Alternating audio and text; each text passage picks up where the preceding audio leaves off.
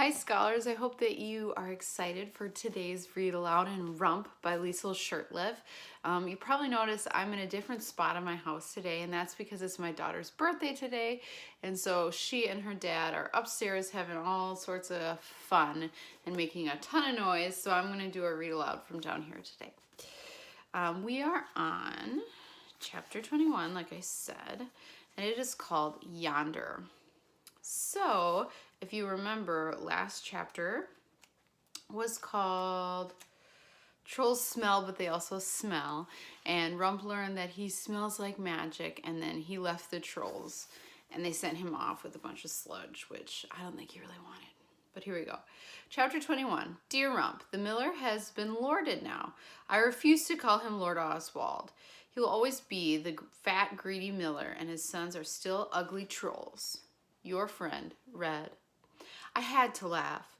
If Red could meet real trolls, she'd see that they were much nicer than Frederick and Bruno, and less ugly besides. The gnome found me after dark when I stopped at the side of the road to rest. I sent a return message explaining where I was going.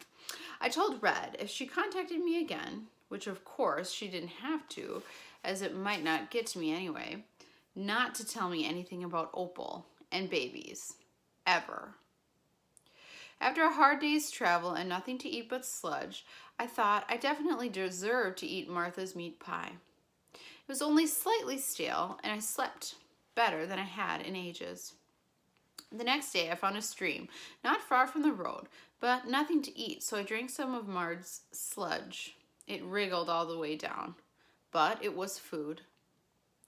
For 3 days I traveled and didn't meet a soul, but on the fourth morning the road split in two directions. One sign pointed to yonder, and another pointed to beyond. My heart skipped a few beats. Yonder! It seemed as good as finding a mother or a stiltskin, and maybe yonder had them both.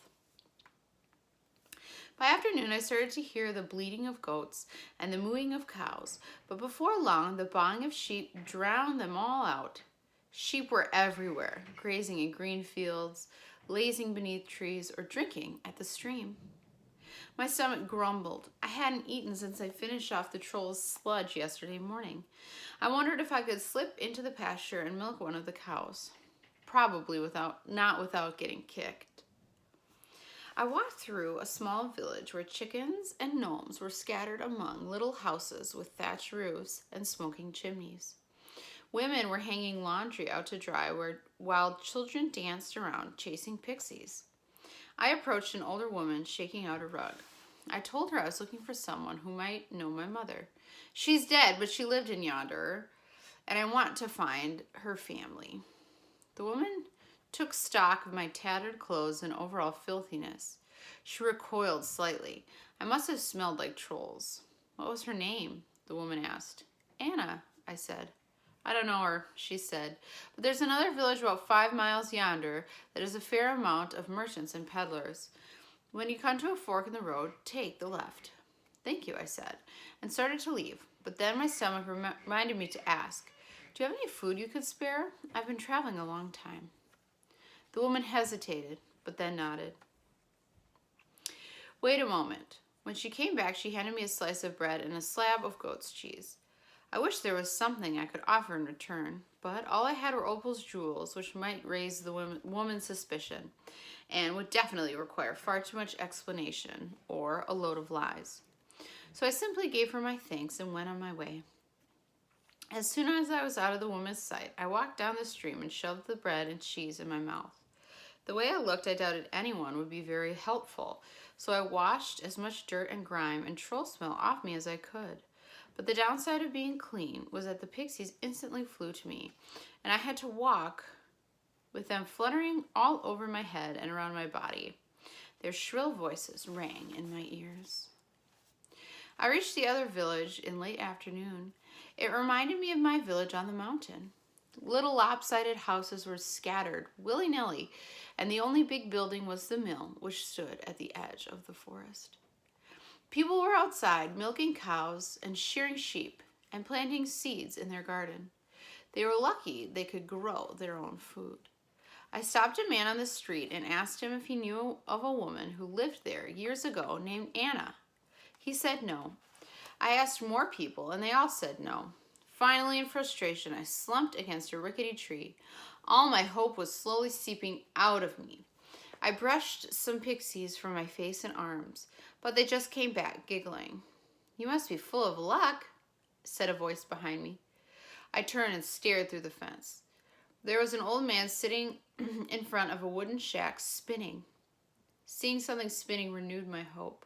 Maybe I shouldn't ask just about my mother, but about the kind of work she did. "Luck?" I asked the man, brushing a pixie from my nose. "The pixies, they bring luck," said the man. I snorted. "I'm the most unlucky person I know." Luck can change. I watched him spin, rhythmically twisting the wool. "Are there many here who spin?" "A fair few.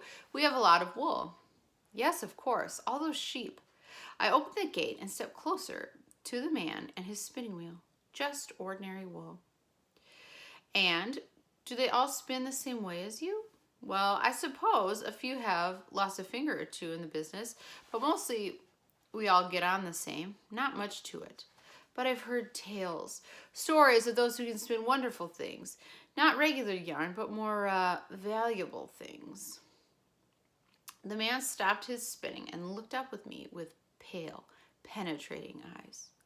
I stepped back. "You're speaking of the wool witches?" "The wool witches? Is there such a thing?" "Oh, yes," he said with a laugh. "And they are witches, all right. Can turn wool into silk and grass into silver. Their work is quite fine, though I've never seen it. They travel to trade it. Won't trade with anyone they know. They live there in those woods." He pointed in the direction of the mill. "Witches must like to live in hidden trees." "Thank you," I said, and turned to leave. "Watch your step," said the old man. I froze. "Excuse me?" "You're stepping in my wool," he said, pointing to my feet. "Oh, right. Sorry. Thank you." I walked through the little village and kept my eyes on the ground. I could feel the stairs on the back of my head. I guess they didn't get many visitors. Well, we never did on the mountain either. I glanced up as I passed the mill. A girl sat outside, combing through wool. She reminded me of Opal. Opal and Bargains and Babies. My stomach twisted. I looked back down at the ground and stepped into the trees. There was a dusty little road leading into the woods, but soon it became a narrow, rocky trail which twisted and wound until I thought I might be going in circles. Then the trail faded altogether, and I wondered if it was one of those tricky paths Red used to find her granny. These were witches, after all. Pixies fluttered about my nose and buzzed in my ears. Maybe I should roll in the mud again. Maybe I should find the path and go back. But then I saw smoke rising in the distance. As I drew closer, the pixies seemed to multiply, and they danced and squealed all around me. Finally, I came to a little cottage with flowers blossoming along the hedge and a stone path that led to a door painted bright red. A red door was a bad sign. I felt all hot and twitchy. I shouldn't be here. These witches might not know anything about my mother. They might not know anything about my kind of spinning. And they might not be nice. Before I could change my mind, the door flew open and a girl stepped outside. She squealed in delight. "A visitor! Oh, do come in. We have cake."